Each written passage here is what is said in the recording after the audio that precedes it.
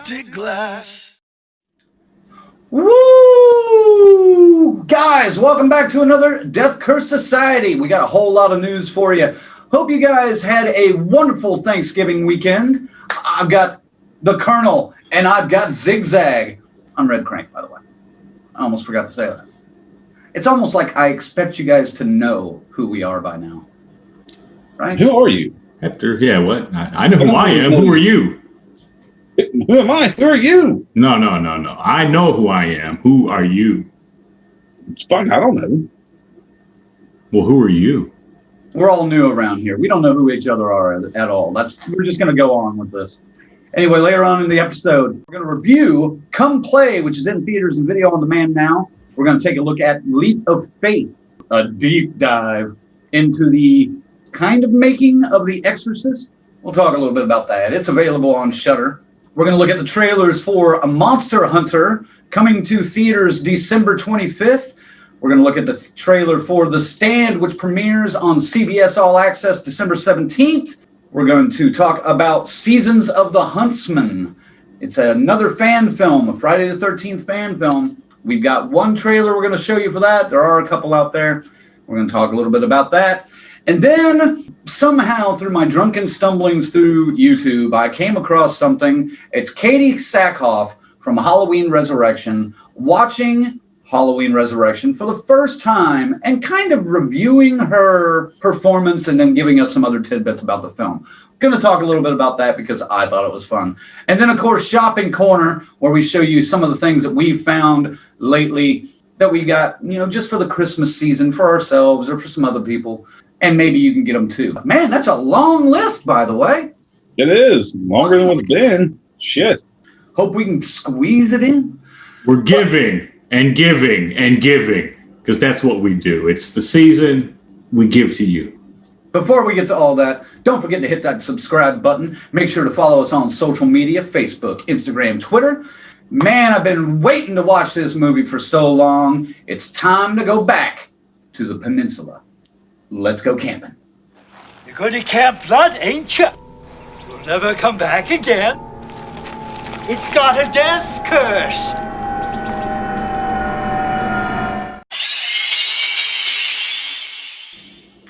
For Let's Go Camping, it's the highly anticipated, at least around here, sequel to Train to Busan that we're going to review today, called Peninsula. Finally dropped on video on demand. I believe it's coming out soon on DVD. Ooh, baby. Taking place 4 years after the zombie virus had broken out, it has taken over all of South Korea now. 4 Koreans from Hong Kong travel back to the peninsula to try to retrieve a bunch of money that's stored in a truck and then get it back to Hong Kong. That is their mission. Colonel, we finally got to see this. What did you think of this one? Oh, you guys really don't want to know. Because you know how I feel about running zombies. And they delivered another fabulous fucking film. Like, I have a few complaints, but overall I think the film was great. I did catch some, hopefully they're obvious odes to the late, great George A. Romero. Because some scenes you could have taken right out of that movie and plucked it right into Land of the Dead and even Dawn of the Dead, not Day of the Dead. Well, Day of the Dead too, now that I'm actually thinking about it to a very small extent. So that was nice. That was fun for me. But like, okay. Overall, story was great.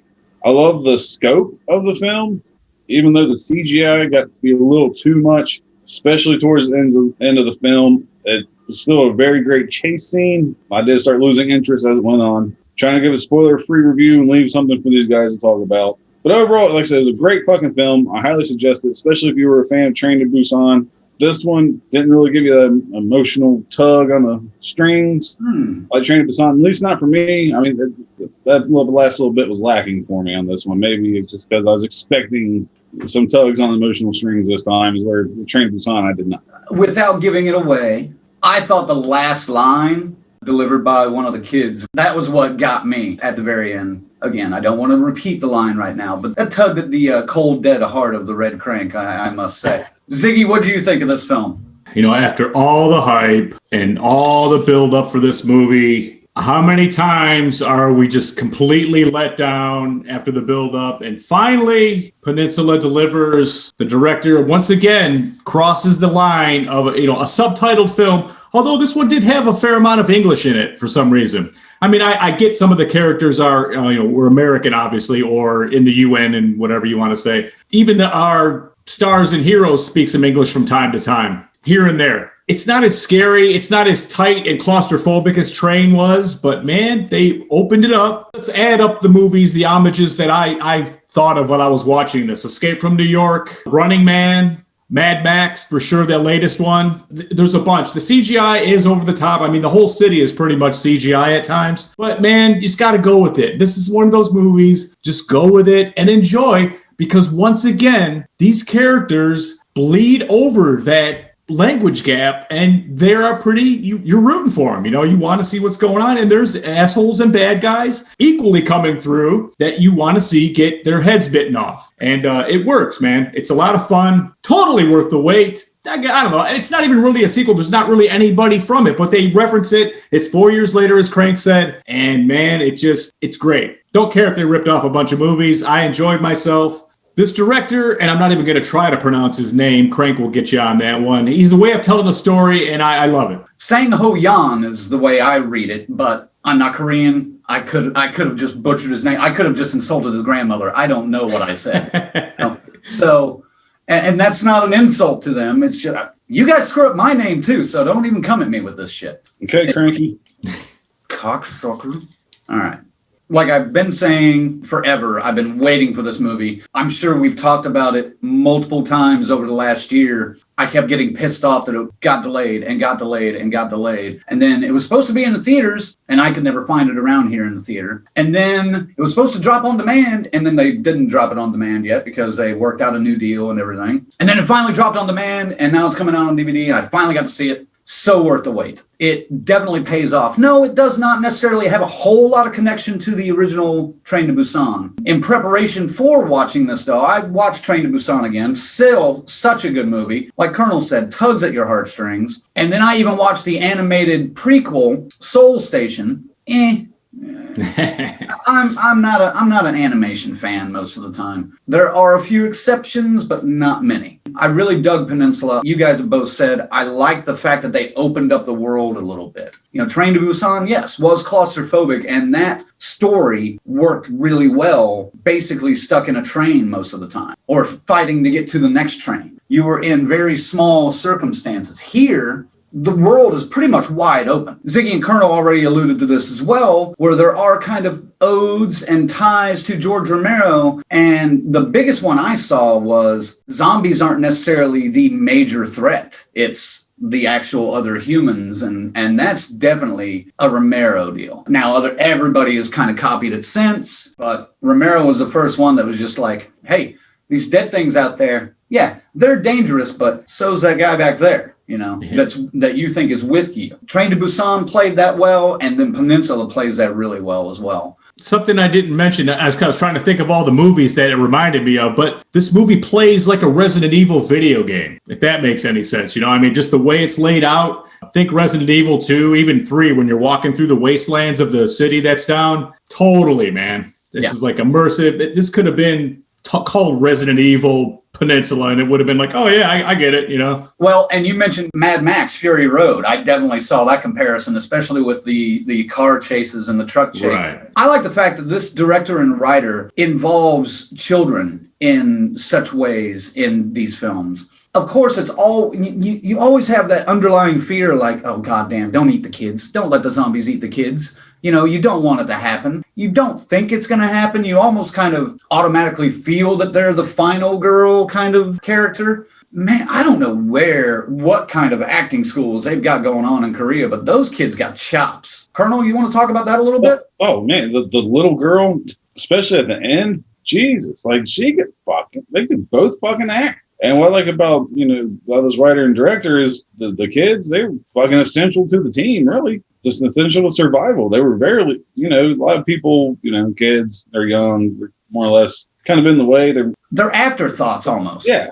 As we're listening, they're front and center, and it's really a good driving point to the story, how we get to our final conclusion. It's great. Kid could drive, though. Holy shit. Oh, fuck yeah, a kid can drive. Motherfucker needs to be in Tokyo Drift. That's another one. I was going to say that, too. All the drifting and car maneuvers that happened. It's Fast and the Furious all the fucking way, man. The kid was clever when it came to the driving, turning on the lights at the right time and shooting the fireworks out the windows at the right time just to distract the zombies and stuff. There were some clever things in there that I thought was interesting. One little filmmaking style that I normally don't like, but it kind of worked for this movie. And I don't know if it's because in my head it was a foreign movie. And so I just kind of excuse it more in this, is the fact that every driving scene was sped up. They're not moving that fast quite yet, but I don't know if you guys noticed it, but all the cars moved a hell of a lot faster than it looked like they should have. Right, Ziggy? Yeah, I understand a lot of it was CGI too, and it just seems like they didn't match it up to the actual real minutia of fucking driving a car. They had it sped up quite a bit. It doesn't matter. It fits, though.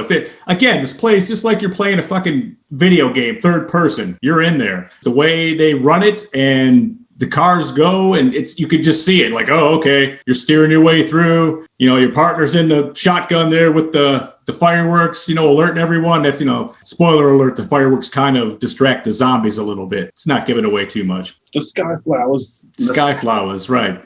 Colonel mentioned that he was surprised that there wasn't a whole lot of heartstring pulling in this, but Colonel also hates The Walking Dead for the amount of heartstring pulling that they try to include. What gives Train to Busan and Peninsula a pass in that, Colonel? Oh, man, that's right. I asked the hard questions, goddamn. One, fuck you, because Colonel has no heart. Cold as ice. Kind of like you, I give it a pass for being a foreign film. I expect the unexpected when I'm watching a foreign film. My slate's clean. I want to see what you got, because obviously different cultures have different ways of telling stories. Like I said, the Train to Busan, like I said, I wasn't expecting it. It's where, like this time, like I said, I was kind of expecting, okay, pull on the heartstrings a little bit. I was expecting it, so maybe it didn't affect me as much, because I did come into this movie with some expectations as to where Train to Busan, I had no clue what the fuck I was in for, other than that I had to watch this movie. They found a way to do it, to, again, break that language barrier, and I dug it in Train to Busan, and I disagree with the Colonel. I think there were a couple of moments in this that did deliver that, maybe not to the degree, and can't really say because it's kind of a spoiler, one of the heavier moments at the end of the movie, but it's sad.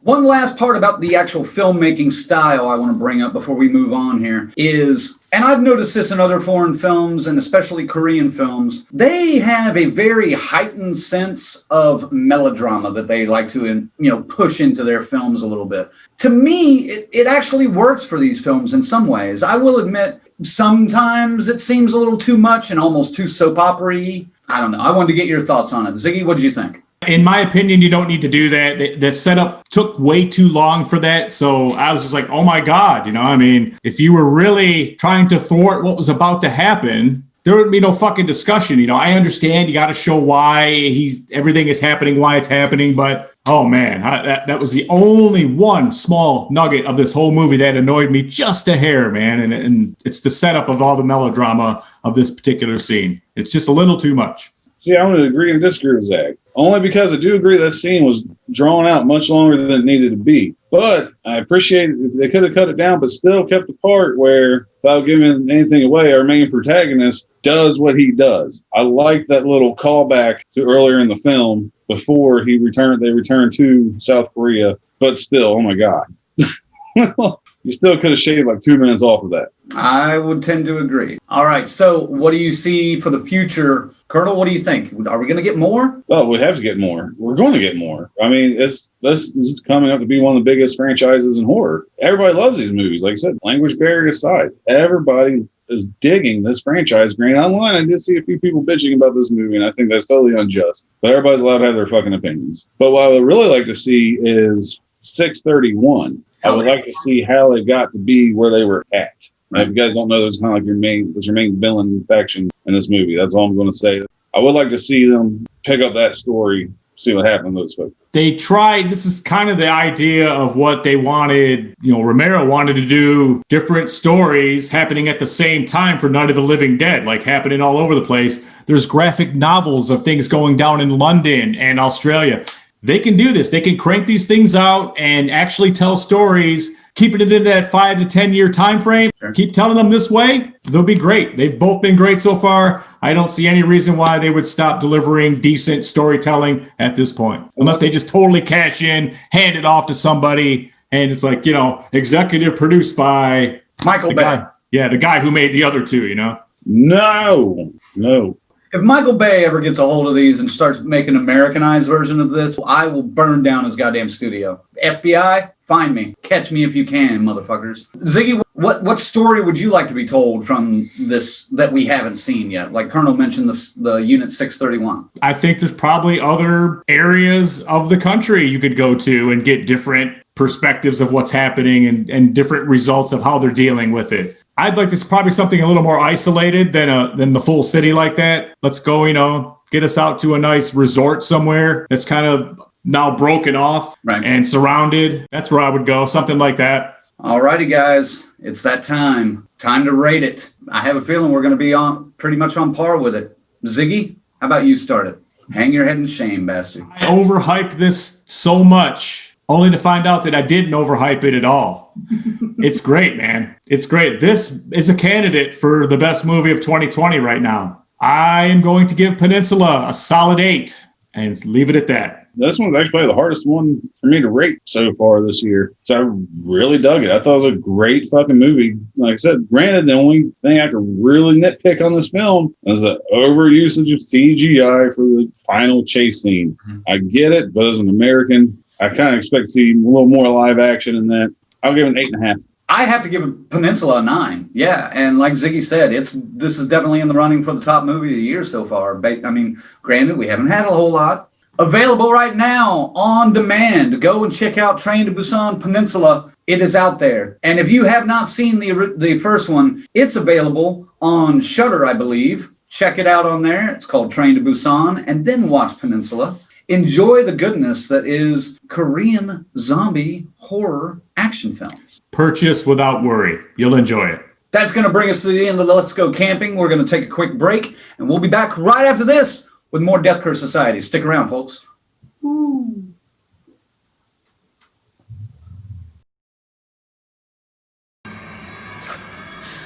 I'm going to go now. You've got a big surprise coming to you. You're not going anywhere. The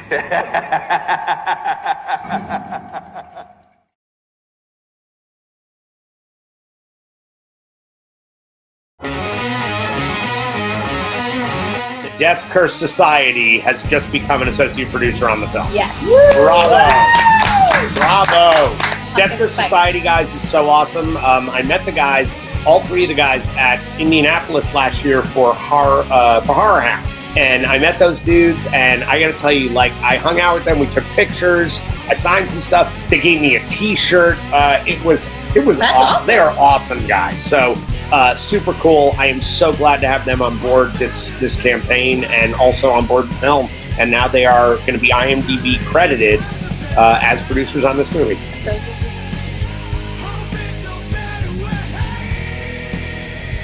Hey, what's up, everybody? Live from Horror Hound, Cincinnati. I just want to give you tipsters a big tip. I want you to listen to, tune in, or tune out to Death Curse Society. Twice a month, available on YouTube. Okay, it's a podcast you want to talk to and listen to and be a part of. Death Curse Society. Listen to what I'm telling you. God bless everybody.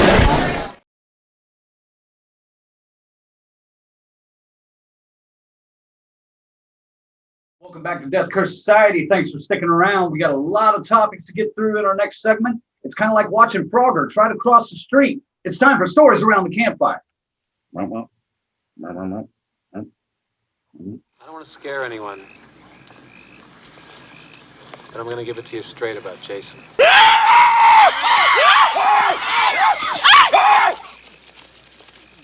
Hey, come back! Remember?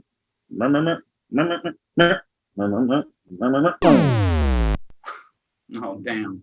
Colonel got hit by a truck, it looks like. You killed me, motherfucker. I've never been good at that game, dude. Never been good at that game.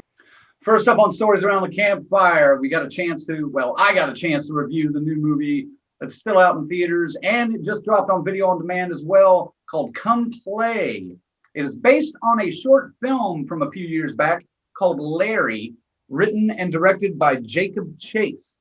It stars Gillian Jacobs, which was one of the stars of NBC's Community. I enjoyed that show, so I thought I'd give this a shot. Now, this film kind of flew under the radar for us. I didn't really see many trailers for it or anything until I saw it being advertised in my theater. The synopsis is: parents fight to save their son when a mysterious creature uses his electronic devices to break into our world. The short film is only 5 minutes. They take that scene that they do in the short film and have most of it in the movie. You know, I had to take that and show my 8-year-old because that's him, man.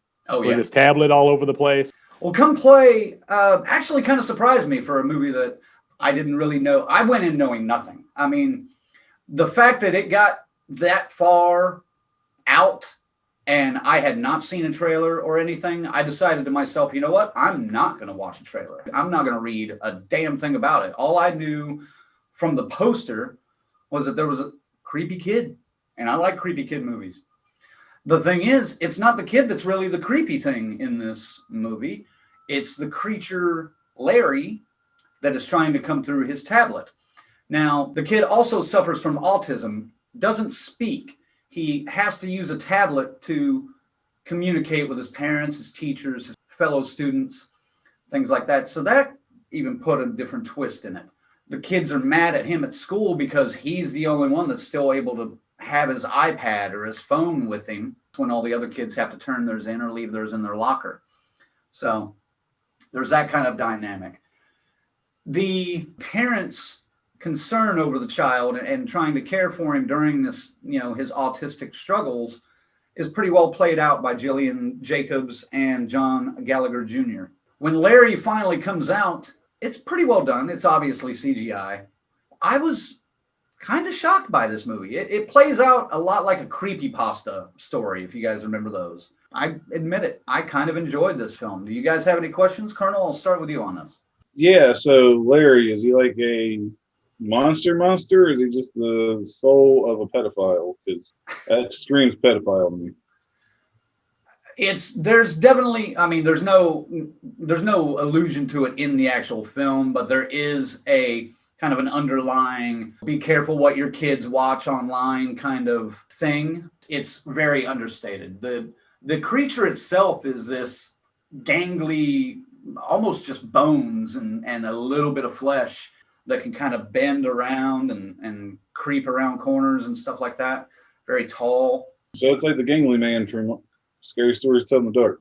It had a very strong Scary Stories vibe to it as well. But yes, the gangly man is a good comparison to it. It's interesting to see this applied to the modern technology. A little scary since, again, I mentioned my 8-year-old, that's all he does. He gets on his tablet, he's on it a lot with school and everything. Questions, I don't know. I see it working. I wanted to see it. If the theaters would have been open, I could have caught the matinee and I would have been there. But yeah, man. I will admit it's probably not worth $20 to you guys, right? To see on video on demand right now. And honestly, most of the audience probably not necessarily worth it for you to watch it that way. Give it a month, it'll be $5 or $6. Then it's worth it. Oh, it's on the list. It's on the list. Just checking it twice. So Come Play. Now you're nice. Colonel's getting in the Christmas spirit for some reason all of a sudden. I don't have my Monday Maniacs Mo slap handy right here. Otherwise, I'd straighten them out for you. Who are you expecting, Santa Claus? Good ad. Yeah. Come Play is available now on video on demand and in some theaters. If you are lucky enough to have a theater open in your town, be careful if you do go. I was one of 2 people in that theater to see that movie. I would probably, if I was going to rate it, again, I hate rating movies by myself, but I would probably give it like a 6.5. I don't really do halves very often, but it's not quite good enough to be a 7.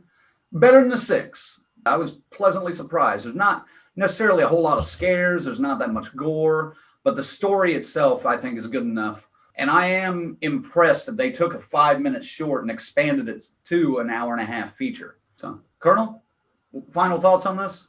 Yeah, I might watch it. Maybe not. Like your kid loved Scary Stories to Tell in the Dark, and like your kid loved The Craft Legacy, I think they would enjoy this movie as well. So, based on that, I'll definitely watch it then. Come Play, available on demand right now and in theaters. Go check it out and let us know what you think. Next up on Stories Around the Campfire, we're going to talk a little bit about Leap of Faith, the William Friedkin on The Exorcist. Just dropped on Shudder. It's kind of an odd making of documentary, but hell with it. Colonel, I'm going to let you start on this. What did you think? Okay, so I was excited for this. I really was. The Exorcist is one of my favorite horror movies, one of the best horror movies of all time, arguably. After watching this, William Friedkin is a fucking pompous ass. Oh my God. Honestly, it was kind of hard for me to go through this because apparently only him and, William Blatty to an extent could have made this movie. It wasn't the actors. Every composer he ever met's a complete fucking idiot, and he likes art. He is an ass. I'm sure most directors are, but fuck. He made me not want to like his movie anymore, but that's impossible because I love The Exorcist. But it was kind of hard to watch. I mean, the synopsis of the movie is a lyrical and spiritual cinematic essay on The Exorcist, exploring the depths of William Friedkin's mind's eye, the nuances of his filmmaking process, and the mysteries of faith and fate that have shaped his life and filmography. Yeah, even the synopsis, now that I think about it, now that I read it after watching it, the synopsis even sounds pompous. Ziggy, what do you think of this film? It's kind of the bait and switch. You're thinking you're going to get a really full, in-depth making of The Exorcist, and that's not what this is at all. Granted, you get a nugget here and there of something that's interesting from there, but man, Colonel nailed it. This fucking guy is a Fruit Loop, and I'm sure everybody there wanted to smack him over the head with a hammer the whole time they were making this film. What a fucking loon. Made a great film. I guess the labor of all this fucking asinine behavior resulted in something iconic, but still, wow. Let me ask you guys this. There's a story he tells. I'm not going to give the character or the actor away, but there's a story he tells about trying to get an emotional response from a character, and he's not getting it. And even the actor is saying, I don't know how to play this. What do you want? And William Friedkin looks at him and says, do you trust me? And the guy says, yes. And he punches him right in the face and then says, action. Ziggy, what do you think of that? I mean, is that a proper way to really make a movie? In the early 70s, there was probably still that line of professionalism, and this is an artist, and this is the means he took to get the response he wanted. Fuck that. That guy that took that punch, I don't know, I guess you got to take your hats off to him for dealing with it. I wonder if he actually gave him to it, and I wonder if that dickhead was sitting there going, that's close, you know what I mean, in his mind, but he didn't have the balls to go up to him again because that guy would be on guard. Do you think that's a proper way to make a scene work? Not at all. Especially today's standards, like Zach said, early 70s, sure. I'm sure that went on quite a bit. I mean, there's already stories of this guy firing a gun on a fucking set to get real jump scares out of people. Mm-hmm. I'll just put it this way. That's a real actor. He actually punched and not someone with the cloth who's probably like turning the other cheek. He probably would have got his ass beat, because if I was in that case and I wasn't an actual priest, I would have fucking been swinging. Like, fuck you. Since this was taking place in the 70s when this was being filmed and this story comes out, yeah, he's lucky it wasn't necessarily an actual actor. Let's say Steve McQueen would have played that part, and Steve McQueen just wasn't dropping it, and he punches Steve McQueen. I don't think we'd have William Friedkin anymore. Somebody he'd be dead. He would have just gotten the shit kicked out of him by Steve McQueen on the set of The Exorcist. I agree with both of you. Watching this, it didn't make me not like the movie The Exorcist anymore, but it really made me kind of question, like, dude, what kind of a guy is this William Friedkin? I mean, he literally, and he shows a little bit of remorse about it, but there are people that he dealt with about this movie that he said, oh, we were great friends, but we haven't spoken since this meeting that we had before The Exorcist. I'm like, you just abandoned a great friendship over a film project. Granted, one of the greatest films of all time. Films, not just horror films, films.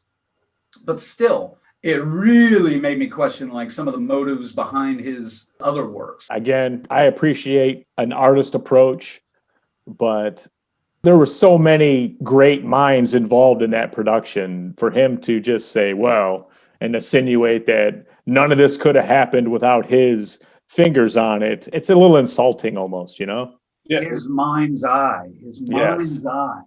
And what really bugged me during the entire course of this fucking documentary, entering the screen right now, we'll use this as an example. That's Citizen Kane's dick. This is William Friedkin. It's like, Jesus Christ, Rosebud, is that your fucking safe word? Rosebud. I heard more in a documentary about the making of The Exorcist than I did watching fucking Citizen Kane, okay? You know, we have to earn that 18 and older for every show, and we were a little behind the quota there for this episode. There you go. Thank you, Colonel, for pushing us above. All right, so Leap of Faith, what would you guys rank it? Colonel, we'll start with you this time. I want to rank it high. I give it a fucking 3. I mean, because there are some good tidbits about the making of The Exorcist. Yeah, it's literally like an hour and 40 minutes of William Friedkin speaking. That's it. Ziggy, what about you? Rate this bitch. Fans of The Exorcist, you're probably going to want to see this just to get a little bit more of that. You know, you want to absorb everything you can about the things you're passionate about. Not to this guy's degree, I guess, but man, you're going to end up not liking him in the end. If you're a fan of him and his work, maybe this is not for you.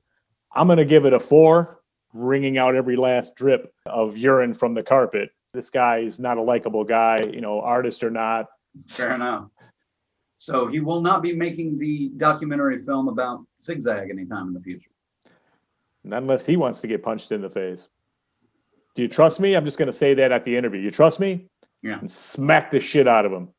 With your dick. Called Citizen Kane. I got an idea for a sequel. It's called Citizen Kane 2. Here it comes. And parentheses, Rosebud.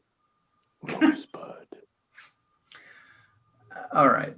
I would have to give it a 4 as well. Like you guys have said, there are a couple of nuggets in there that are kind of neat. Seeing Linda Blair actually do some of the dialogue as Reagan and as the demon before they went through and dubbed over the other voices in.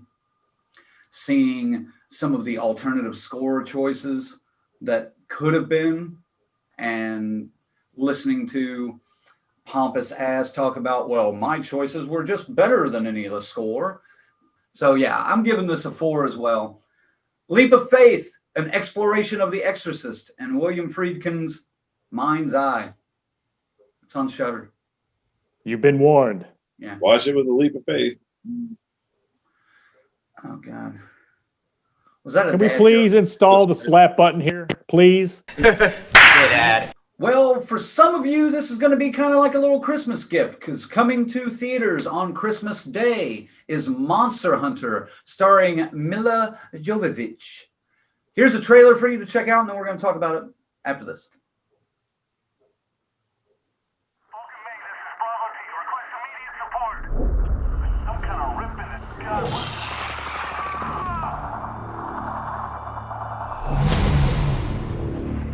Captain, do you have any idea what those markers are? They look pretty ancient. The tracks end here. It's definitely Bravo team. They don't just disappear.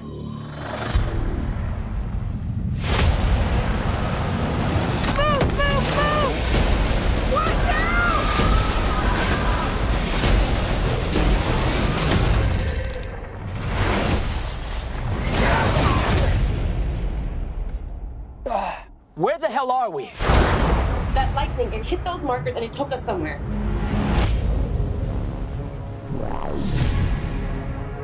Guys! So what? Are we like Guardians of the Galaxy now? On our 6! Diablos.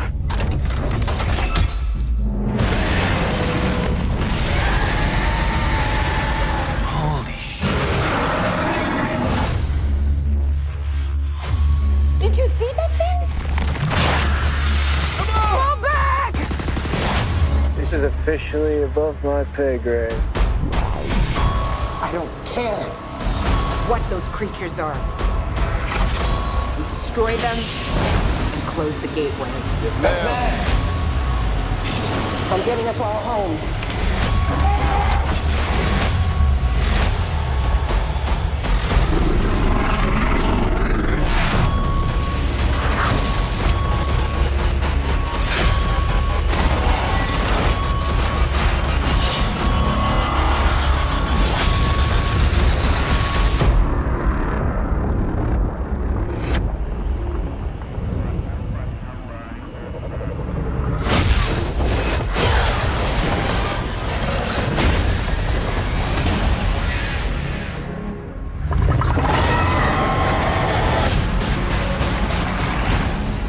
So that's the trailer for Monster Hunter, which will be available in theaters December 25th. It tells the story of Lieutenant Artemis and her loyal soldiers who are transported to a new world. They engage in a desperate battle for survival against enormous enemies with incredible powers. One thing I didn't know before watching this trailer is it's a feature film based on the video game by Capcom. I'm not a gamer, so I wasn't aware of this. When it said based on the worldwide phenomenon, I was like, what worldwide phenomenon? So, Ziggy, what are your thoughts on Monster Hunter? Gentlemen, name me one video game adaptation that's actually worked. I'll wait. Resident Evil. The first one. Maybe. Barely. I'll give you that one, barely. I don't know, man. This has been attempted so many times, and it just does not look like it's going to be too great of a movie. I'm not looking forward to it. I will watch it, of course. This is probably going to be one of those $20 ones. I'm going to be like, God bless it. I have a feeling this is going to be my fuck this shit I'm out card. I'm just saying right now, because I have absolutely no interest in seeing this. It's got some horror elements to it, but no, this is more of a fantasy action adventure. This is not for me. Colonel, what do you think? All right, well, considering I didn't read the synopsis before watching the trailer, I was aware this is based on a video game. I am a gamer, but this is not a franchise I played. Obviously, there's a ton of sequels of it. People love it. That's cool. Seems like I have no desire to see it. And I know Crank says when you use one of those fuck this shit I'm out cards. Well, I'm unfortunate I have fuck this shit I'm out cards because I had to skip come play. But it's released on December 25th. I don't think we'll have enough time to watch it on the holidays for it to make our 2020 list. So we all may get a pass on this. Gentlemen, it's called making the system work in your favor. Right. Get this piece of shit. There's a part of me that's torn that this is one of the last movies that gets released in 2020, but it almost fits because 2020 has been such a shit year. You might as well just drop this shit movie at the very end of the year. So we could be wrong. It could be a good, decent movie. I mean, you know, there were some redeeming qualities of Pacific Rim for a big monster movie. It can be done, but I just looking at the trailer, I think the 8 to 10 to 12-year-olds are going to dig this a whole hell of a lot. And when they get into their 20s and try to go back and watch it later, it's just not going to hold up. I mean, here's a prime example of that for experience here for the Colonel, Master of the Universe. Starred Dolph Lundgren as He-Man. I love that movie as a kid. It's fucking awful. It has nothing to do with He-Man. Like, what the fuck? Here's the thing. I think I would actually rather watch Leap of Faith again than go see this movie. Woo. Yeah. So you're thinking you have little faith in Monster Hunter. Dad. Dad jokes for days, guys. I'm sorry. But anyway, we wanted to let you guys know about it. December 25th in theaters. Monster Hunter. Mila Jovovich. Yay. Merry fucking Christmas. Moving on.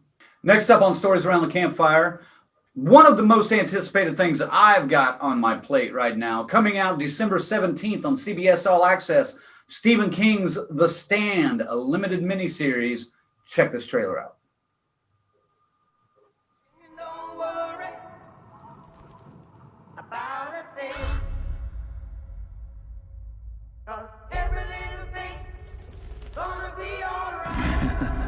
I'm scared.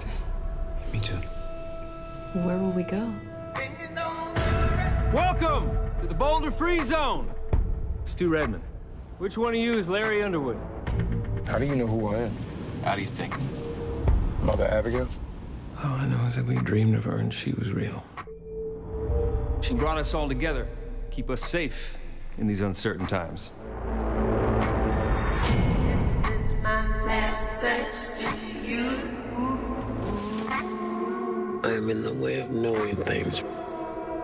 I know you feel him. Calls himself the Dark Man. Mostly I just see his wolf. Mother Abigail told us that there are two sides to the world. There's the good, and then there's a deep well of darkness. Ollie, up and free. Come on, run on home with me. Boom. In the world that was, they told you it was wrong, want more. Their time is at an end. Our time has begun. There's bitter days ahead. Death and terror. The Dark Man grows stronger every day. And soon he'll destroy all who stand against him. So the world is now a blank page. And it is there. You must make your stand.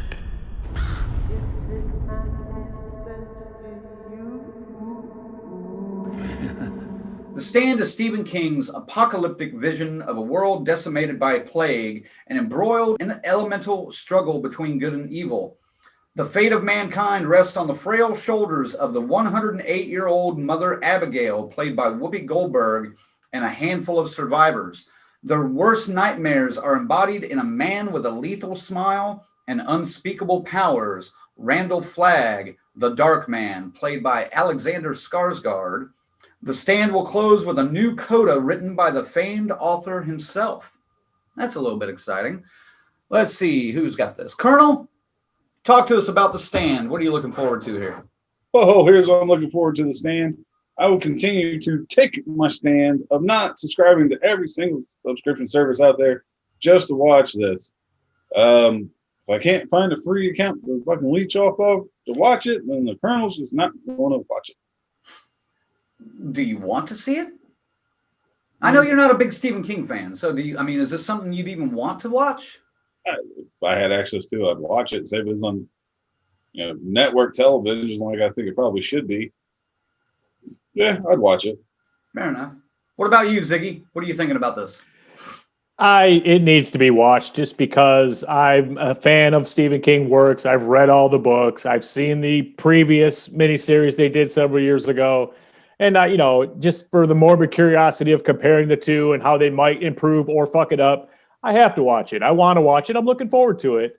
I think they had things that they didn't like about the first time around that they want to improve this time. Mm-hmm. And who doesn't want to see Da Whoopi in a role that isn't pecking with a bunch of fucking clucking hens on The View, but actually fucking acting and in something that is pretty meaningful to us horror fans. So yeah, I'm in for The Stand. Yeah, I'm pretty excited about this one. I've been looking forward to this for a while. We've known about it for a year and a half or so now that it's been in the works. I am a little bit disappointed that it's only on CBS All Access, but I get it, These streaming services are making content that they want to use to draw you in, Maybe I'll contact my buddies that have it, and see what we can work out. I'll subscribe for this fucking thing just to watch The Stand, and then I'll bail. They don't have enough on there for me to hold it year round like I do Shudder. Colonel, what were you going to say? Sounds like you guys put a lot of faith in the CBS All Access. So anyway, CBS All Access, The Stand. The first episode drops December 17th and then comes out weekly until February for a 9-episode series. So check it out if you got CBS All Access. If not, I'll talk to a guy, see if I can hook some of you up. No, I'm not. No, I'm not going to do that. Never mind. Not going to do that. One last trailer for you guys to watch before we finalize up our stories around the campfire. We've got another, yes, I'm sure you guys are excited, yet another Friday the 13th fan film coming out December 15th. It's called Seasons of the Huntsman. Check this trailer out. We'll be right back to talk about it. God damn it.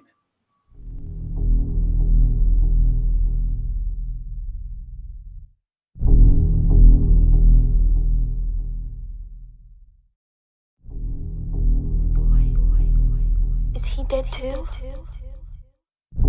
Ma'am, we didn't find any boy.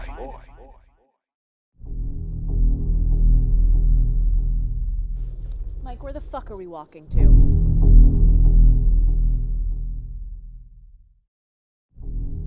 Relax, babe. We're almost there, I swear. It's right around the bend of those trees. I think. Yeah, well, you fucking said that 10 minutes ago, so... I promised, babe. You said you wanted to be alone, right? Well... look around.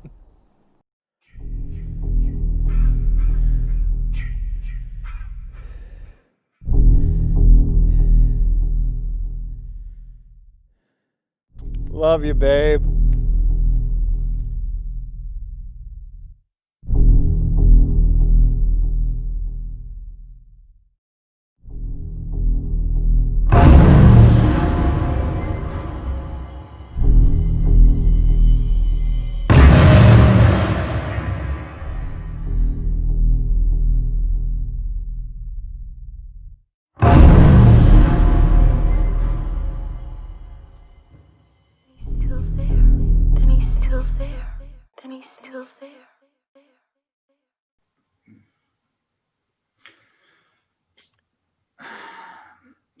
So there you go. That's the trailer. Yay. Okay, first off, I want you guys' thoughts. Ziggy, thoughts on the trailer? Well, it's consistent with, the acting of most fan films. The camera shots are okay. We didn't get much of a look at Jason really head on, just from behind and from the side a little bit. Don't like the back rig of his mask already. The story, it says summer 1984. That puts us in the realm of 2, 3, 4 somehow. I'm not sure where this fits or if it's supposed to fit amongst the films. I have a lot of questions. I have a little bit more information about that here in a minute, but I'll fill you in here as we go. Colonel, what about you? Initial thoughts? We know you love fan films. I'm so sick and tired of these fucking Friday the 13th fan films. It seems like we're talking about one every other fucking month at this point. It's getting ridiculous. Like Zach said, the acting was fucking terrible. It was like, look, God damn it, please be short. And I like the fact, like Zach said, it's like, okay, they took the hockey mask, got the rig on the back. I guess that's to hide the slit in the hood because they couldn't afford a good one. There we go. That's what I and also, I like how it's more like an actual, like, Casey Jones type hockey mask from Ninja Turtles. I know that's a weird comparison here, but that's just kind of what came to mind. Because I noticed it's got the red chevrons. So it's like they changed it enough not to get sued, but aren't original enough to come up with a new vision of the mask. Which, like Zach said, it takes place somewhere between 2, 3, and 4. At the summer '84, it's like, well, where the fuck did you get this hockey mask from? Because everybody knows he got during the events of Part 3, and he went straight to the hospital after that, to the morgue. I'm assuming this movie, if you were to stick it in the timeline, would happen at the same time as Part 3. But you can't, because it's during the day. He got his mask that night. He only wore his mask for the final third of the fucking movie. Dude, I'm not saying I'm absolutely correct or that this makes it right, but that would be the only time that it would work. No, I understand that, but... Actually, maybe this takes place between, the hospital, when he leaves the hospital, and, like, the hitchhiker in Part 4. That's what I was going to say. All right, okay, that could work. That could work. That's still going to be fucking shitty. Okay. Well, the writer-director of this movie has a Facebook group called Seasons of The Huntsman, a Friday the 13th fan film. If you guys want to be a part of it, get updates on the film, we encourage it. Go check it out. We want you to see it. We want you to judge it for yourself. Many of you will probably like it, and that's fine. I want to read part of what he has in his About section here. I wrote His Name Was Jason over 2 years ago, which is now being made into a fan film. I'm assuming this is what it's now being called, as Seasons of the Huntsman. I have had many stories pop into my head over the past year, but I wanted to totally think outside the box with a new story. This one is kind of like the Roy of sorts we saw on Friday the 13th, A New Beginning. No, we won't have an imposter Jason, don't worry. But we will approach this totally different and with a different feel. Each film is based on a season: winter, spring, summer, and fall. They will also take place in different eras and years. The films will showcase Jason in his own environment, dealing with individuals who have entered the woods of Crystal Lake, and each story will be unique and fresh. This Jason will also have a whole new look, a mashup of sorts from different films. We will not be following any timeline from the original franchise movies or books. This is totally canon. All right, bullshit. Hold on. I got to stop right there. Whoa. I got to stop right there. What the fuck does that mean? You don't get to call something canon. Ziggy, jump in. No. You just said it has nothing to do with the franchise, bro. Your own words. One sentence above what you just said. And you're saying this is canon? Just what? That doesn't make any sense, man. Look, make your fan film. I support these things. I like them to a point. Just my only advice, keep it short. Don't go for the feature, man. Half hour tops. 20 minutes, perfect. 15, ideal. But man, just don't try to make 2 hour movies, hour and a half movies. With that kind of acting, you're not gonna make it. I don't care how much passion you have. Money talks, dude. You got to have some people that can act to carry something that long and involved. Keep it short, dude. Everybody will follow you, and no one will have a problem with this. Just keep it short, dude. We're in. We're gonna give you some shine here, man, but do it right, bro. Sounds like a great concept, actually. I like it. I love the fact that we're having Friday the 13th content. Just don't try to make it. I don't even know what to say. You just said it has nothing to do with the franchise, but it's totally canon. Do you know what canon means? I don't think he understands it. You keep using the word. I don't think it means what you think it means. Colonel, jump in on this before Ziggy has an aneurysm. Zach said something that really stood out to me. Money talks, bullshit walks. Well, you know what? This shit done walked out for me as soon as you said it was fucking canon. And they said it wasn't canon, but it doesn't follow the franchise, but it's canon. Sorry, buddy, if you don't own the rights to the fucking franchise, it is not fucking canon. It doesn't count. I ain't gonna give you no fucking shine. I ain't like Zag. I don't appreciate these. I hate watching these. Literally never hike in the fucking snow, never hike alone, and that one's the only one I'm looking forward to because it's shot well, it's acted well, it looks like a good, big production. You have shitty fucking actors. You're gonna do 4 seasons. I can't wait to see you do the fucking winter one, so I can only imagine how shitty it's gonna be. What are you gonna do? Fucking sprinkle fucking styrofoam on top of people, make them look like it's fucking snowing, because what the fuck? Who's going? And I'm seriously like really half tempted. I'm not going to, but I'm half tempted to send you fucking hate mail just because you call it fucking canon. God damn, 17-year-old Colonel is like, fuck this guy. I'm about to roast his ass because he's a fucking idiot. Better keep it short with it being the 4 seasons. So that way I have less things to be fucking absolutely terribly mean to you about. I thought I was going to save Ziggy from having an aneurysm, but it turns out both of you are really hot about this. Yeah, I was fine until you said, "Oh, this is canon." Motherfucker, no, it's not. Like that's when I said, "All right, fuck you. You are full of shit." Your friends and family are comment all over your fucking YouTube channels and pages and Facebook pages about how great the fucking film is. You're probably going to delete the negative comments. People don't see it. Unfortunately, your second trailer only had 88 views, but we bumped up to 91 before you started filming this fucking episode, and I really regret giving you one thing fucking view.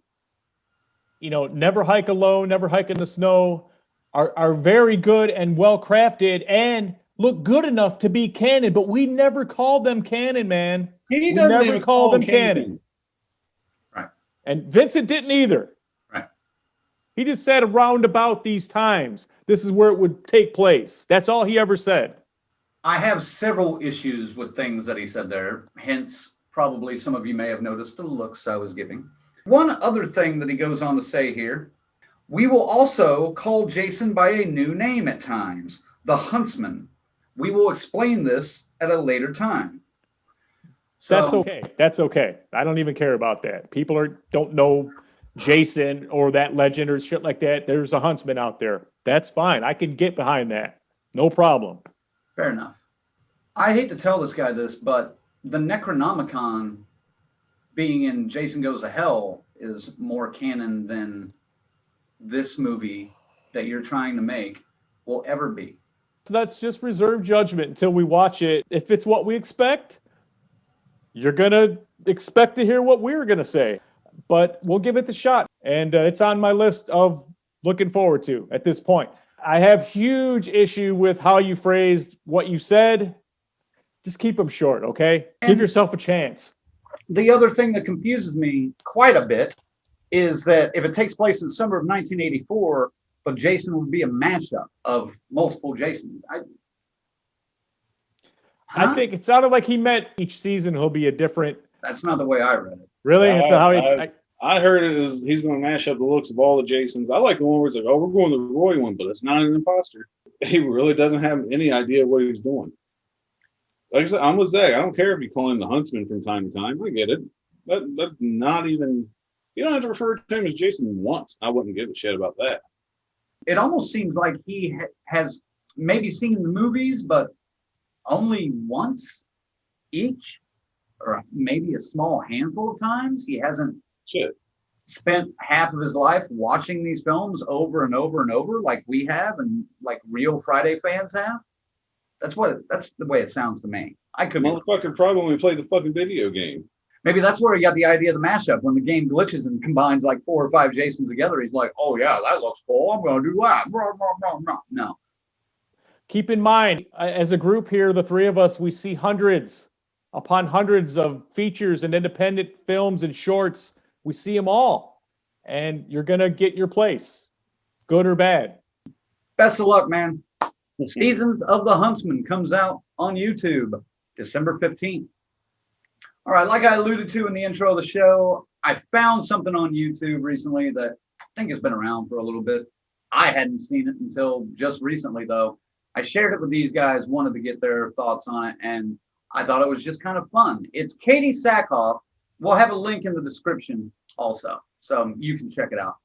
It's Katee Sackhoff reacting for the first time. She's never seen this film to her first major movie role in Halloween Resurrection. Colonel, what'd you think of this? I thought this was fun in a way. Yeah, it was fun. I usually like this type of stuff, but I felt it was at least 10 minutes too fucking long. And I did like her take on actors, especially female actors. He was a body double, showed a little bit more skin where they could like, well, if you did this, it could ruin your career. I liked hearing that aspect of it. That's something no one ever thinks about, especially in these horror films. It's known for TNA. But other than that, it was, yeah. No laughs, no giggles out of it. Just her dog touching her dog's asshole. Fair enough. Well, I'm not explaining that right now. Ziggy, what about you? What did you think of this? Yeah, it was interesting to see her break down her first movie she ever starred in, 20 years ago at 21 years old, and her being a harsh critic upon herself. But she also dropped some like, oh, you know what, like tips on makeup and things she's seen and how they would approach different things and how they would execute things. It was kind of neat to see, like a insider's perspective on it and how they would do it. I mean, not anything we haven't seen. No. Savini hasn't showed us or anything like that. But yeah, it was cool to see her thoughts on it. She had never seen the movie before, she says. And by the way, she says it's Halloween 9 and it's 8. That's the one fucking thing. But I mean, I'll be honest. I would love to see this type of application brought out. Victims of horror, of slashers. Let's come out and talk about your time on the set, what you saw, your makeup experiences. I think that would make a great segment to do stuff like this. That's where I was kind of leading with this because I would love to see more actors and actresses do things like this, especially if you haven't seen the movie either ever or in years. And for you to go back and honestly judge yourself as an actor, and then plus, tell some goofy stories on the set. And one that came to mind that I thought would be fascinating to do, and I know he's done some interviews about it and talked about it briefly, would be Johnny Depp talking about the first role in Nightmare on Elm Street. I think that would be fucking fascinating. Colonel, any other thoughts on this? No, like I said, I like the idea of it. I mean, that's one of my big draws when we go to cons are the fucking panels, because you get stories like this. I love the concept for sure, and who knows, maybe the DCS is stumbling into a new segment here. We'll see. Well, okay, these guys didn't necessarily seem to like it as much as I did. Maybe I was, hell, no, I was probably drunk when I watched it, but I thought it was fun. I'll admit it. Anyway, it's out there on YouTube. Link is in the description below. Check it out. I thought it was fun, but maybe have a few drinks before. Finally, on Stories Around the Campfire, our latest segment that we're doing right around Christmas time, trying to give you guys some ideas of what you can find your horror fan out there in the world. So Colonel, unfortunately, is buying more stuff for other people right now. Not much horror stuff yet. Ziggy and I are both selfish pricks, so we're buying stuff for ourselves. Ziggy, what have you found lately in Shopping Corner that you want to show off? Oh, yeah, the Christmas giving. Boy, am I generous. Yourself. I just keep giving and giving and giving to myself, but I'm enjoying every minute of it. This is the best Christmas ever. Got here the vinyls, as you know. I love the vinyls, man. And this one has never been on vinyl before. Children Shouldn't Play with Dead Things. Nice. Bob Clark film, his first film. Terror Vision Records, an up-and-coming distributor of very cool horror vinyls and some shit you never heard of that you probably want to hear of. But some very cool shirts, spinachers for your turntables, all kinds of cool shit, man. Nice. We're going to do an unboxing of this one because it's that cool. I want to get in here and show you some of the inner workings of it. I just haven't opened it yet. Cool. And, what else you got? Oh, baby. Now, if you have that horror fan in your family, perhaps they have everything, perhaps not. But for your high-end collector, and it's unfortunately the very high-end collector at this point, we have this. It's the Halloween Nano set. They're just 13 little miniatures. Yeah. 2 inches and 1 4-inch glow-in-the-dark of Michael Myers. I don't know if you can see it good. Yeah. But this thing, there's only about 1,500 of these on the whole planet. And yes, thank you to myself for buying me this wonderful, wonderful gift. I mean, wow. I mean, just look at that. You got them all on there. Ghost Bob, you got the Tombstone, Laurie Strode. They're all in here, man. You got the wagon, the Shadow wagon. Plus, also keep track on our Death Curse Society pages for the 13 Slays of Christmas getting underway. We got some vendor spotlights happening, and we're going to start counting down those best Christmas horror movies and a chance for you to win some horror-themed Christmas swag. Stay tuned for that. That's right. What do you got, Crank? All right. So I've mentioned it before. I'm going to mention it again. I don't really do a whole lot of collectible stuff.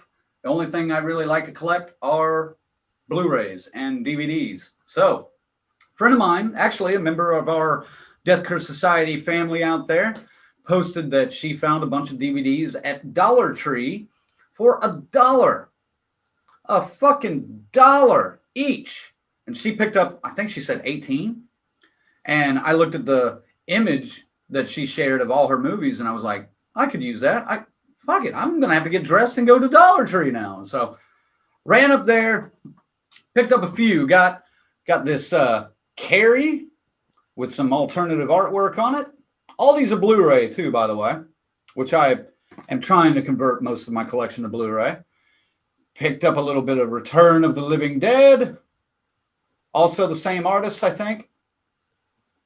And then Fresh. Jeepers Creepers, the original. Ugh. Yeah, just the first one. That's all I need. I don't need the other two. I actually prefer the second one in that series, but... well, I might get the second one at some point, but I don't need it. Little Killer Clowns from Outer Space. One that I had on VHS a long time ago. Never had picked it up on Blu-ray or DVD. And then I don't even want to really talk about it. I just did. It was a fucking buck. Conjuring 2. That's it. It was a buck. A buck. I'd buy that for $1. So that's what I've gotten around this time. If you have Dollar Tree in your area, go and check out their DVD bin. Rifle through it a little bit. You might be able to find some for $1 a piece. Yeah, I really dig the artwork, though, on like the Carrie and the Jeepers Creepers and Return of the Living Dead. I'm not exactly sure who the artist is, but it's pretty cool. So I don't know, but I'm pretty sure a lot of those are like Walmart exclusives. They came out a few years ago, so they're probably just trying to get rid of the overstock. So Walmart's loss is your game, my friend. Baby. That's fine with me. You know, I've always needed a copy of these movies anyways, at least an updated copy, because like I said, I'm trying to update all my DVD collection to Blu-ray. So let us know what you find when you're Black Friday shopping or whatever it's called after it's not Friday anymore. It's just let us know what you find for the holidays. We'd like to see it. Share it on our social media. Ziggy is never going to let that go.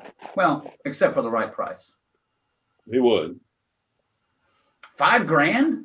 No. Oh, I thought you held up 5 fingers. Take a 0 away. Oh, 500. Okay. Fair enough. Anyway, that's going to wrap it up for Let's Go Camping and unfortunately the show. So I know we're there. Actually felt like a full episode this time, though. Yeah. I come back from assignment. You're going to end the show on me already? Glad you're back, though. Thank Glad you stuck with us this time. You sure you don't have another fucking dad joke? I have faith that he does. You put too much faith in me that I'm going to have another dad joke. Oh! Tune in Mondays for Monday Maniacs. It's a good time. The three of us on a live discussion. We talk about top 5 movies from certain years. We talk about other top 5 categories. We just talk about random topics in general. And we interact with you, the fans, where you can discuss things with us live and on the spot. It's Monday Maniacs every Monday night, 8 p.m. Eastern Standard Time on Facebook and YouTube. Colonel, send them out. Oh, speaking of YouTube, if you see our ugly faces right now, that means you're watching us on YouTube. If you haven't already, please go and subscribe to our channel. Hit that notification bell so you get updated anytime we upload new episodes and other great content.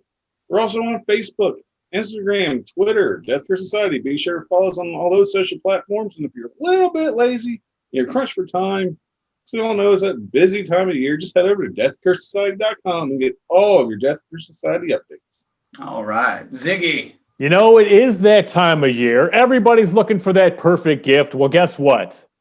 We've got you covered fucking literally. Check this thing out right above my head here. It is the Death Curse Society original logo t-shirt available for you, or the ultra rare Death Has Come to Your Little Town, the Loomis.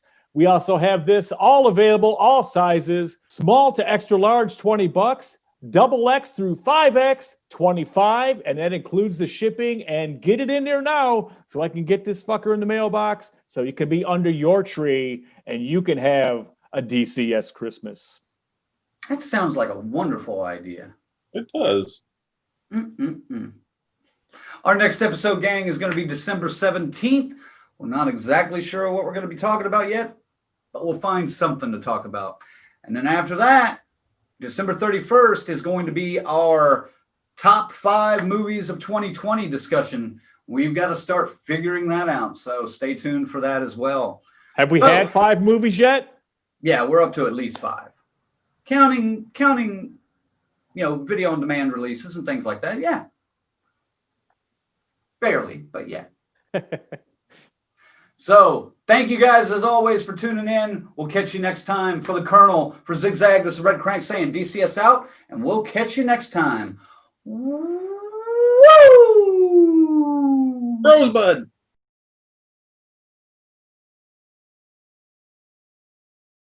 I may need like 5 minutes. I got a poop building. So I'll be back. Anyway, no, I really dug this movie. I thought it was do you need to take a drink? I was going to, but okay. I heard the cat. I was just like cueing it.